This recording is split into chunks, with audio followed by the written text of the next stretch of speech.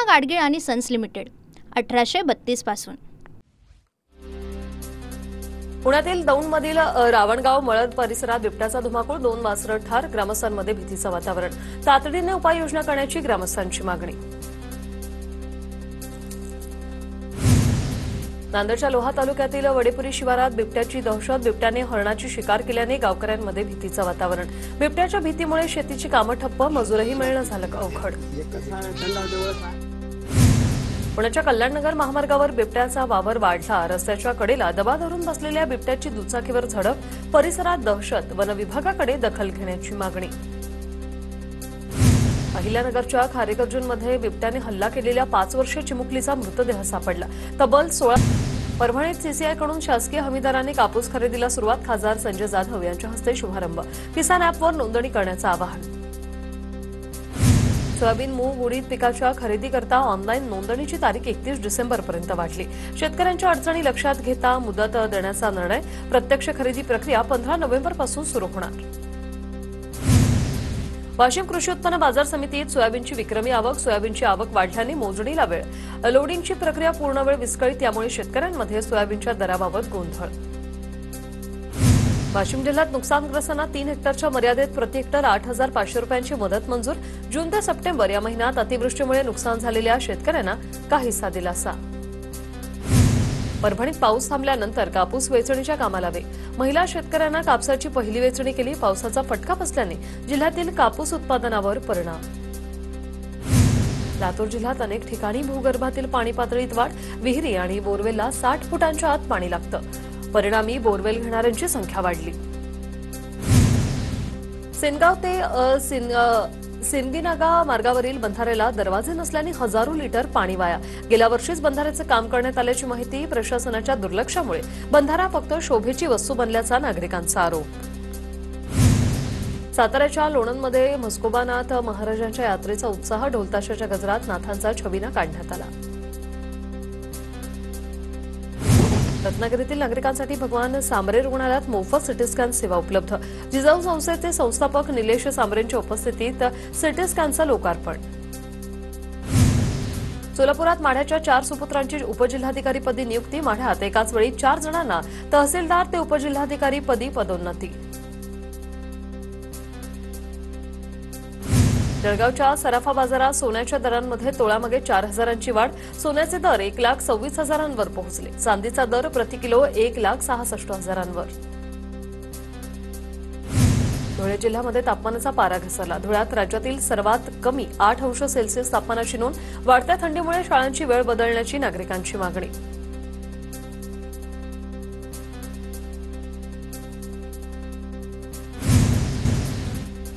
पुणे नाशिक महामार्गावर दिंड्यांची वर्दळ, संत ज्ञानेश्वर महाराजांचा संजीवन समाधी सोहळ्यासाठी राज्यभरातून दिंड्या आळंदीमध्ये दाखल होणार। राज्यस्तरीय शालेय वेटलिफ्टिंग स्पर्धेत नाशिकमधील मनमाडच्या खेळाडूंचा दबदबा।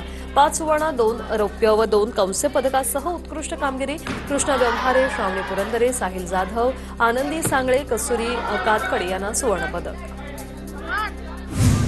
वर्धा सायबर गुन्हे विभागाकडून सायबर गुन्हे जनजागृती प्रशिक्षण कार्यक्रमाचं आयोजन। बिगर शेती आणि सेवक पतसंस्थांसाठी कार्यशाळेचं आयोजन। यावेळी सायबर फसवणुकीपासून वाचण्यासाठी प्रतिबंधक उपायांची माहिती देण्यात आली। रत्नागिरी रेल्वे स्थानकात 71व्या नॅशनल रेल्वे मजदूर युनियनचे वार्षिक अधिवेशनाचं आयोजन। अधिवेशनात 8वा आयोग, महागाई भत्ता, महागाई सवलत अशा अनेक मागण्यांवर चर्चा करण्यात आली। पिंपरी चिंचवड पोलीस आयुक्तालयाच्या घटक झेंड्याला मान्यता। 7 वर्षाच्या प्रतीक्षेनंतर 10 नोव्हेंबरला महाराष्ट्र पोलीस महासंचालक कार्यालयाने या झेंड्याला अधिकृत मान्यता दिली। पंढरपूर नगर परिषद निवडणुकीसाठी अर्ज भरण्याच्या 3ऱ्या दिवसापर्यंत राजकीय पक्षांकडून अजूनही निर्णय नाही। भाजपकडे अनेक इच्छुक उमेदवार असूनही निर्णय लांबणीवर, तर विरोधकांमध्येही एकीचा अभाव। पुण्याच्या भोरमधील नगरपालिका निवडणुकीसाठी प्रशासन अलर्ट मोडवर। सुरक्षेसाठी 10 पथकं कार्यरत, तर महत्वाच्या ठिकाणच्या रस्त्यावर 4 स्थिर तपासणी पथकं तैनात। गोंदियात शिंदेच्या शिवसेनेकडून पहिला अर्ज दाखल। 3ऱ्या दिवशी नगर परिषदेसाठी एका उमेदवाराचा अर्ज दाखल। गोंदिया, तिरोडा आणि सालेकसा कोरेगाव नगरपंचायतीच्या एकूण 102 जागांसाठी 2 डिसेंबरला निवडणूक होणार। वाशिम जिल्ह्यात तिसऱ्या दिवशीही अर्ज दाखल करण्याची गती मंद. रिसोड नगर परिषदेमध्ये आतापर्यंत अध्यक्षपदासाठी 1 आणि सदस्यपदासाठी 1 असे एकूण 2 अर्ज दाखल. लातूरमधील औसा नगरपालिका निवडणुकीसाठी भाजप आमदार अभिमन्यू पवारांविरोधात मवियाने कंबर कसली. मवियाकडून काँग्रेसला 14, शिवसेना ठाकरे पक्षाला 7, राष्ट्रवादी शरद पवार पक्षाला 3 जागा सोडण्यात आल्या. मवियाच्या घटक पक्षांमध्ये जिथे समन्वय असेल तिथे एकत्र लढण्याची भूमिका. तर गोंदियात नगराध्यक्षपदाचे उमेदवार येत्या 2 दिवसात जाहीर करू. काँग्रेस प्रदेश सचिव अमर वराडे यांची माहिती. अलिबाग नगर परिषद निवडणुकीत नाईक घराण्याची 5व्या टर्मसाठी तयारी. शेतकरी कामगार पक्ष मवियाच्या माध्यमातून निवडणुकीच्या रिंगणात. त्यामुळे यंदा आघाडी विरुद्ध महायुती असा रंगतदार सामना अलिबागमध्ये पाहायला मिळणार. सिंधुदुर्गातील सावंतवाडी नगर परिषदेसाठी शिवसेना ठाकरे पक्षाकडून सीमा फटकरांच्या नगराध्यक्षपदासाठी अर्ज दाखल. यावेळी माजी खासदार विनायक राऊत, संपर्क प्रमुख अरुण दुधवडकरांसह जिल्ह्यातील पदाधिकारी आणि कार्यकर्ते उपस्थित होते. बीडच्या गेवराई नगर परिषद निवडणुकीदरम्यान नगरसेवक तसंच पाणीपुरवठा सभापतींचा राष्ट्रवादी शरद पवार पक्षात प्रवेश. आमदार संदीप क्षीरसागर यांच्या उपस्थितीत सभापती जानू मोहम्मद बागवान यांचा पक्षप्रवेश संपन्न. बुलढाणा जिल्ह्यात काँग्रेसला मोठा धक्का. काँग्रेसचे ज्येष्ठ नेते आणि काँग्रेसचे सेवादलाचे माजी जिल्हाध्यक्ष प्रकाश धुमाळ यांचा राजीनामा. प्रकाश धुमाळ यांचा अजित पवारांच्या राष्ट्रवादीत प्रवेश. सांगलीत नगर परिषद निवडणुकीसाठी दोन्ही राष्ट्रवादी एकत्र. भाजप आमदार पडळकरांविरोधात दोन्ही राष्ट्रवादी एकत्रित निवडणूक लढणार. बीडचे माजी मंत्री जयदत्त क्षीरसागर अजित पवारांच्या राष्ट्रवादीच्या वाटेवर. यामुळे बीड नगरपालिकेचे शरद पवारांच्या राष्ट्रवादीचे आमदार संदीप क्षीरसागर आणि माजी मंत्री जयदत्त क्षीरसागर यांच्यामध्ये लढत होण्याची शक्यता.